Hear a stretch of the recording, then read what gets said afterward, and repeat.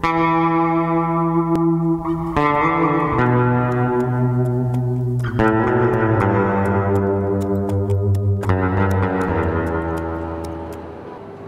petit matin, le groupe profite de leurs derniers instants de répit pour finir leur nuit.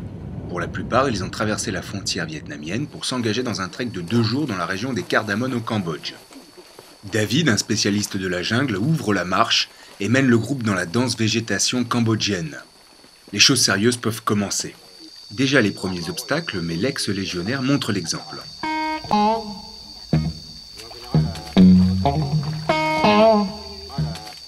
Suivi de Christophe, ex-militaire également.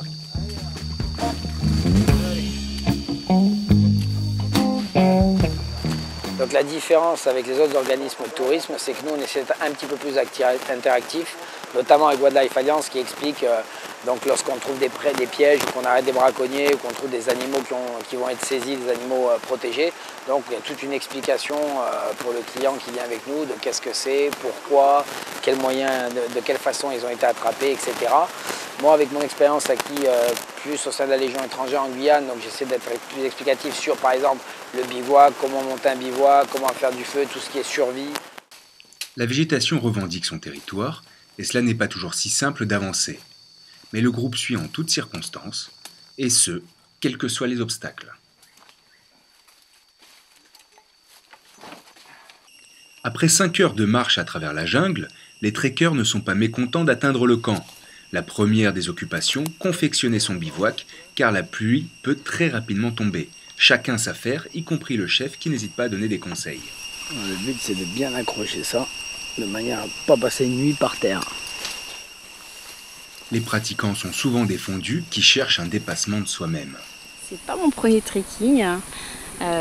J'ai commencé ça avec David il y a 5 ans, un peu plus de 5 ans, au Vietnam. Là, ici, au Cambodge, c'est mon 2e. Donc, c'est quand même intéressant dans les treks, c'est qu'on pousse vraiment nos limites. Donc, on doit marcher avec un sac. On est en groupe, on peut laisser personne derrière. Donc, ça crée vraiment en fait un esprit de groupe.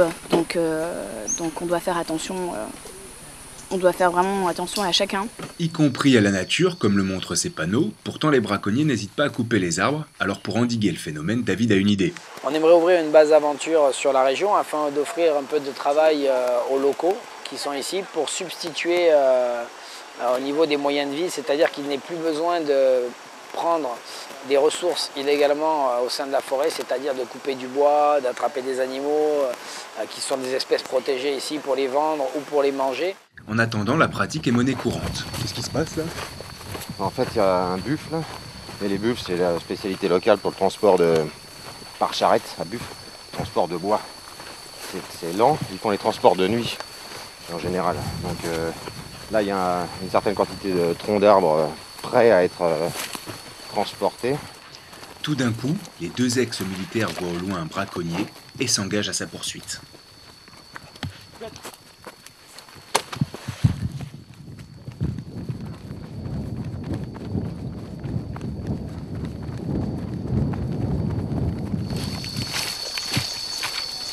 Il faut voir qu'ils transportent par là, et les empreintes de buffle et les roues de la charrette en fait.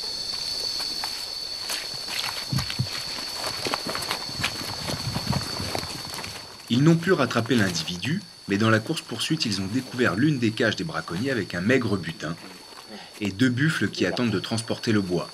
Personne à l'horizon, mais Christophe demande tout de même à son ranger armé de rester vigilant.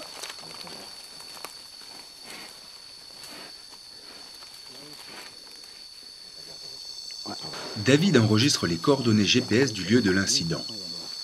Le trekking peut se poursuivre et les marcheurs parcourent alors les derniers kilomètres de leur périple avant qu'un pick-up vienne reprendre l'ensemble du groupe, le temps pour chacun d'entre eux de faire le bilan. Comment ça s'est passé ce trek? Je dirais un bon mix. Une belle découverte. Ouais. Des gens plutôt sympas. Franchement nickel. Ah oui, avec grand plaisir. Are you afraid of what you might want to do?